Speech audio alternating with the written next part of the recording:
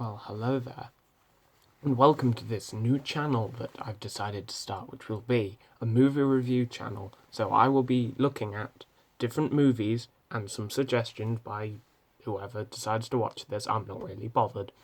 And I will be talking about them, if I like them, if I didn't like them, and if you suggest something I haven't watched, I will take notice and try and watch that film if I can. I will try, and then I will review it.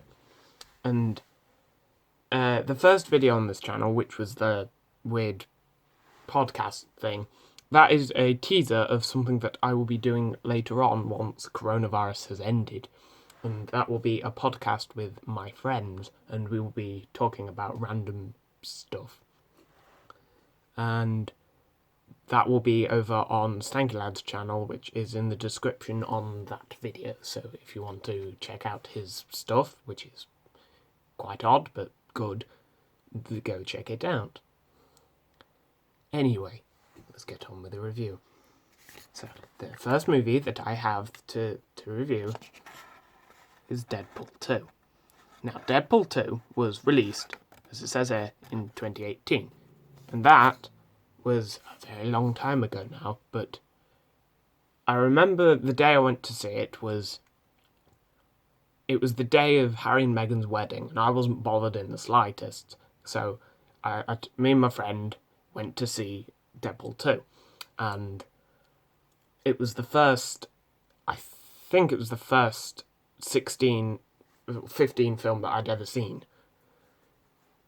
And so, because on my 15th birthday, I bought the first Deadpool to watch, and I thought that was amazing, but that will be a separate video. For some reason, I will do them in a different order. And Deadpool 2... Now, Deadpool 2 was an amazing film. I'd argue that the first one is very slightly better than the second one, because the first one I'd say it had more jokes in it, but Ryan Reynolds, who plays Deadpool, is on top form. He was funny. There were emotional beats in it. He was able to get along well with the characters, and this is the sequel to the first film, which was him coming to terms with the fact that he had cancer and then he'd been experimented on. This film starts off with him wanting to avenge his girlfriend's death. Warning, there will be spoilers in this film, in this review. And with Deadpool, because he breaks the fourth wall, which is an amazing concept in itself, which I might do a separate video of, there's bits of it where when he's talking to the camera, you actually feel like you're there. So the scene where he's laid on top of the bomb canisters in his room, and he's talking to the camera, that was amazing, because it shows us the character of Deadpool. It shows us what he's like, and then it shows the comedy as well, because afterwards, because when he blows up, all his body parts fly off, because he has a healing factor, because he's a Marvel character, because of course he does. No, I like Marvel, but yeah, I mean Wolverine, Deadpool, yeah. And then after that, there was the opening title sequence. And the title sequence was, I believe, a spoof of a Bond film. It looked like it was a Bond film. And that just made it even better. Because if you look at the film, if you don't discount it as a Marvel film, you could kind of see it as a James Bond film, because he's trying to take down this prisoner, and he's trying to save the lives of people, but it doesn't do it well. And this was when the cast was amazing, because you had Ryan Reynolds as Deadpool, as I said before. You had Marina Baccarin as his girlfriend. You had TJ Miller returned, and well, he was in for a couple of scenes. He was in the He's the bartender, and he, in real life, not a very good man. I don't want to go into that because I'll probably just have a rant and then the video will go far too long. But with Deadpool, he he does have comedy moments with T.J. Miller's character, so you can you see that the character is good. You then have I can't remember the name of the kid, and he's the kid in the there's the Taika Waititi film In the Woods. He's the kid in that. I can't remember what his name was. If you remember it, can you put it in the comments below? And I know that some of my friends will be watching this, and one of them will know. And I think the best casting was for Josh Brolin as Cable, because Josh Brolin had a very good year in 2018 because he had Avengers come out, Infinity War, which I will get onto at some other point. He was also in. He was in this as Cable, and I believe he was in the Sicario sequel. And he was perfect in this. He was amazing. Because his character is supposed to hate Deadpool, and you can tell that Josh Brolin and Ryan Reynolds actually do like each other. But in doing that, it conveys the fact that there's more to the character. And they do have comedic moments together. So, quite a few scenes involve Deadpool teasing Cable, and Josh Brolin completely reacts in the right way. And I'd say that with his part being the villain, technically, he still was able to do everything well, given the circumstances, and he excelled in this film. Ryan Reynolds also played what was his name? There's the guy who Juggernaut. That's him. He plays Juggernaut. I'm not very good with names. He plays as Juggernaut, and he goes across and he plays the voice of Juggernaut, and Juggernaut's only in a couple of scenes, but that the way that, because Deadpool's able to talk. If Deadpool, played by Ryan Reynolds, talks to Juggernaut, it's quite funny because you see the difference in the characters. And also remembered, there's the supporting cast who are only in for tiny. There's Zazie Beetz as Domino, and she was amazing. But arguably, I'd say she has a better role in Joker. But that is a separate video again. There's also Bill Skarsgård as the guy with the acid, because Deadpool needs to recruit some people. He needs to recruit the X Squad to try and stop the military, I think it was. Yeah. And so you have him, you have Bill Skarsgård as the acid guy, and all the characters, all the side characters, end up dying. So he dies because he ends up getting into because they all parachute down and they all end up in this.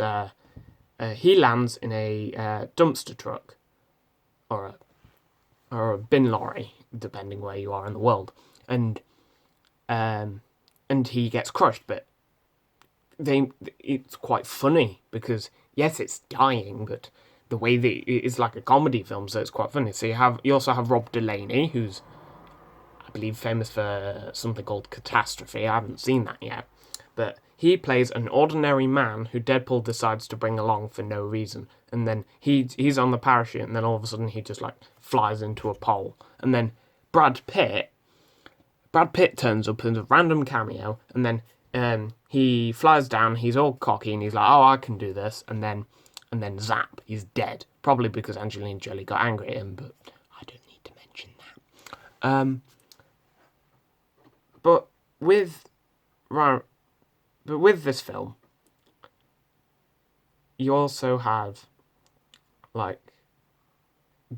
good scenes between everyone. So it's to do with how a kid has started to get superpowers and he's going a bit out of control, and so Deadpool has to stop him because this kid supposedly causes Cable's parent, like there's some sequence of events which leads to Cable's wife and daughter, I think, to be killed, and so so he goes back to kill the kid, and so Deadpool has to protect him, and then there are cameos in the movie. There's Negasonic Teenage Warhead, who is the character in the first film, who's like an emo goth girl teenager. She turns up for a bit in it, and she's good. And then Colossus is in it for a tiny bit, and he's Russian for some reason. Even though I don't think the character in the comics is Russian, but because the actor was, they decided to keep it Russian because Disney. And then you have the problem of... Well, there's no problem. I'm just rambling now.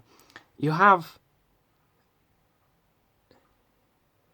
There's certain cameos that I didn't like. Like, there's a cameo, because he goes to the X-Mansion. Deadpool goes to the X-Mansion because he was battered, and so Colossus takes him back.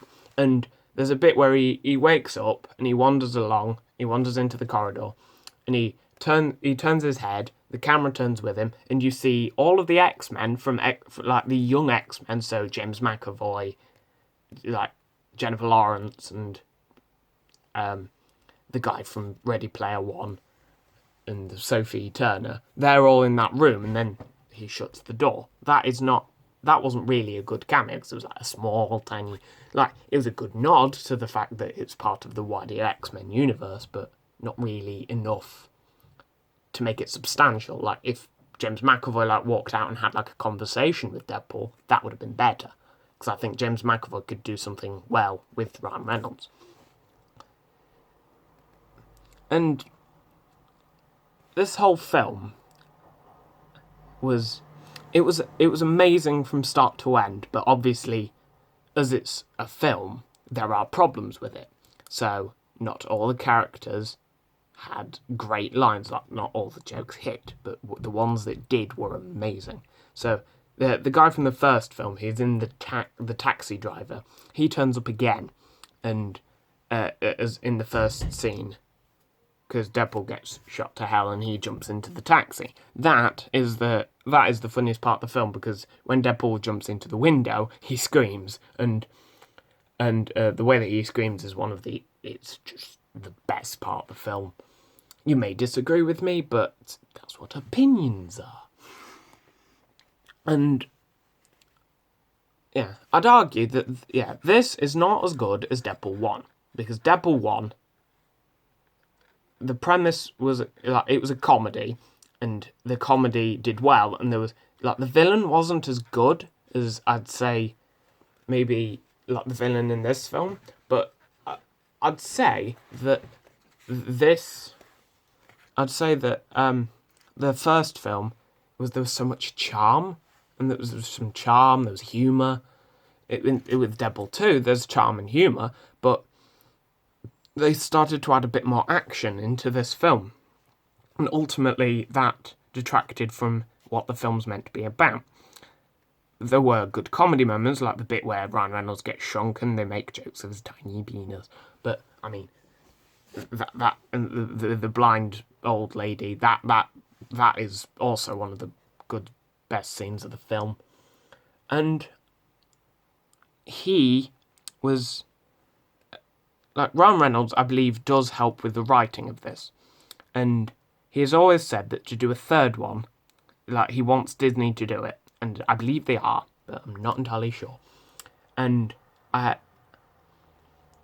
just hope that Deadpool 3 isn't too bogged down by Disney now. Because if they make it not R-rated, that will just ruin what it's supposed to be. It's supposed to be this crass, humour-filled swear fest with sex, gore, and drugs and whatever, and that's the point. And so my final thoughts on the film is that It was an amazing film, but that it could have been so much better. And next time, if I have a little look, we will be discussing The Greatest Showman, which is a totally different view on what... There's a totally different film to this, because that is not a violent film, but it's quite controversial because of the real life implications of that. But you'll have to hear more about that next time. That was all from me. Goodbye.